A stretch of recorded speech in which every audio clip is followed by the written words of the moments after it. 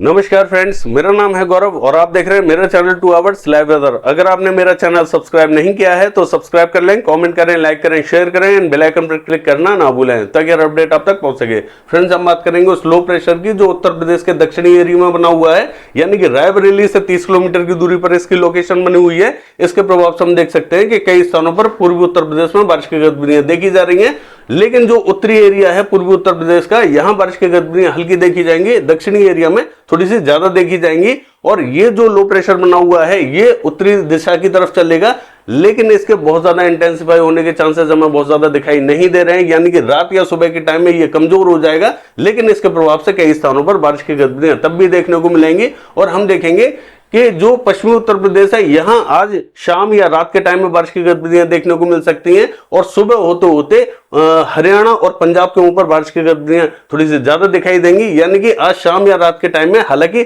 पंजाब, हरियाणा, दिल्ली और पश्चिमी उत्तर प्रदेश पर आज दिन में भी बारिश की गतिविधियां दिखाई देंगी, लेकिन हल्की बारिश की गतिविधियां दिखाई देंगी।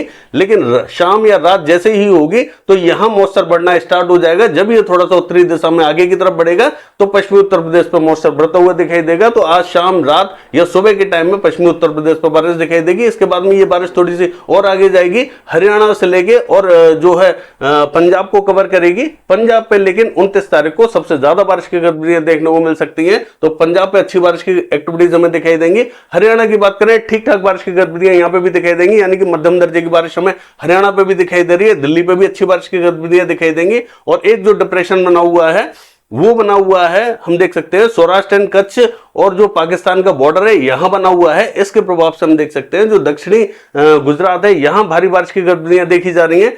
यहां अभी बारिश की गतिविधियां 2 दिन चलेंगी, ऐसा नहीं है कि ये जो डिप्रेशन है ये आगे चला जाएगा। अभी 2 दिन तक ये बारिश की गतिविधियां देगा, यहीं आसपास में घूमता रहेगा। तो यहां बारिश की गतिविधियां अभी जो दक्षिणी गुजरात है यहां बनी रहेंगी, और सौराष्ट्र एंड कच्छ पे भी भारी बारिश की गतिविधियां देखी जाएंगी, लेकिन पूर्वी गुजरात पर बारिश में बहुत ज्यादा कमी देखी जाएगी। यानी कि यहां हल्की से मध्यम दर्जे की बारिश देखी जाएगी, बहुत ज्यादा हैवी बारिश की उम्मीद यहां दिखाई नहीं दे रही है। लेकिन दक्षिणी गुजरात बहुत भारी बारिश की गतिविधियां देखेगा। और मैंने आपको पिछले वीडियो में भी बताया था, उससे पिछले वीडियो में भी मैंने आपसे कहा था कि जो टाइम जा रहा है दक्षिणी गुजरात के लिए वही है, उसके बाद में यहां भारी बारिश की गतिविधियां देखी जाएंगी। तो और मैंने 2-3 नेम आपको एक्स्ट्रा बताए थे कि जहां अति भारी बारिश की गतिविधियां देखने को मिल सकती हैं। मैंने आपसे कहा था कि द्वारिका और जामनगर यहां अति भारी बारिश की गतिविधियां देखने को मिलेंगी। तो कंटिन्यू यहां भीषण बारिश की गतिविधियां चल रही हैं और डराने वाली तस्वीरें आ रही हैं। तो यहां थोड़ा सा अब अलर्ट रहने की जरूरत है, कंटिन्यू बारिश की गतिविधियां यहां देखी जाएंगी। अगर हम बात करें मध्य प्रदेश की, तो ये जो सेंट्रल रीजन है यहां हमें बहुत ज्यादा बारिश की गतिविधियां आज दिखाई नहीं देंगी।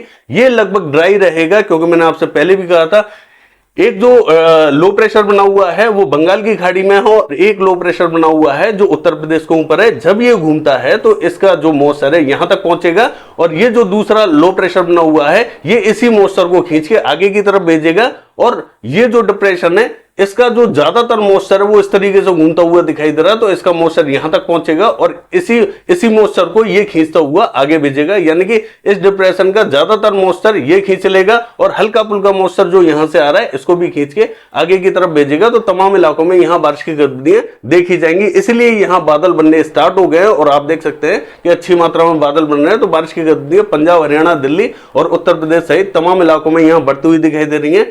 महाराष्ट्र की बात करें, बहुत ज्यादा हमें तेज बारिश की गतिविधियां दिखाई नहीं देंगी।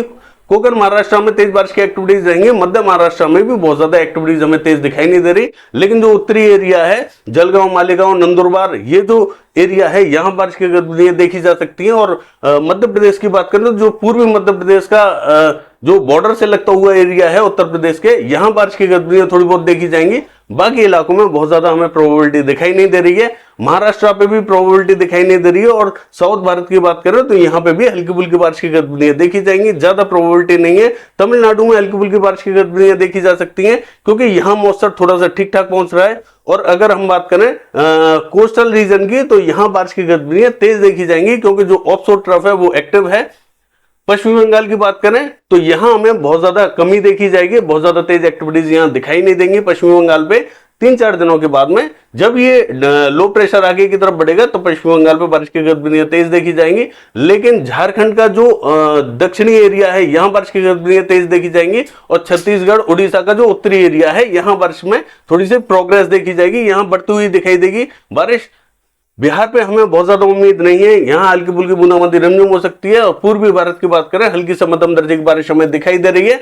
राजस्थान की बात करें तो हम देखेंगे जो पश्चिमी राजस्थान है यहाँ बारिश की गतिविधियों में थोड़ी सी वृद्धि देखी जाएगी, लेकिन जो उत्तरी एरिया है राजस्थान का यहाँ बहुत ज्यादा कमी देखी जाएगी। यानी कि ये जो चूरू, सीकर, झुंझुनू, पिलानी, सरदार शहर, घड़साना से लेके अनूपगढ़, ये जो बेल्ट है यहाँ बहुत ज्यादा हमें प्रोबेबिलिटी दिखाई नहीं दे रही। और जो पूर्वी राजस्थान है यहाँ पे भी बहुत ज्यादा प्रोबेबिलिटी हमें दिखाई नहीं दे रही, चाहे वो जयपुर हो, सीकर हो या दौसा हो, कोटा, बूंदी, झालावाड़, सवाई माधोपुर, यहाँ बहुत ज्यादा प्रोबेबिलिटी नहीं है। तो ये लगभग ड्राई रहेगी, यहाँ कुछ स्थानों पर बूंदाबांदी हो सकती है, ज्यादा प्रोबेबिलिटी यहां नहीं रहेगी।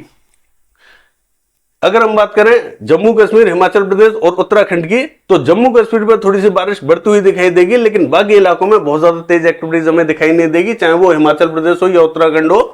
तो यहां अब बारिश की गतिविधियां जो पंजाब, हरियाणा, दिल्ली है यहां बढ़ेंगी, और बाकी स्थानों पर थोड़ी सी बारिश की गतिविधियों में कमी देखी जाएगी। पश्चिमी रीजन भी बारिश देखेगा और जो पूर्वी रीजन है ये भी बारिश देखेगा, लेकिन मध्य रीजन में कमी देखी जाएगी।